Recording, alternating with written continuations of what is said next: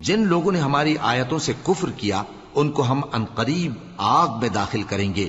جب کبھی ان کی کھالیں گل جائیں گی تو ہم ان کو اور کھالیں بدل کر دیں گے تاکہ ہمیشہ عذاب کا مزہ چکھتے رہیں. بے شک اللہ غالب ہے، حکمت والا ہے.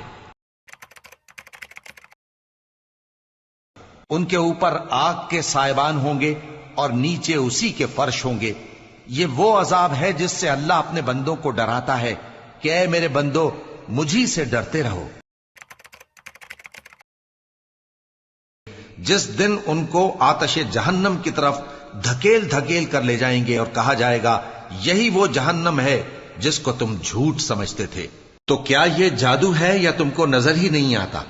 اس میں داخل ہو جاؤ اور صبر کرو یا نہ کرو تمہارے لیے یکساں ہے.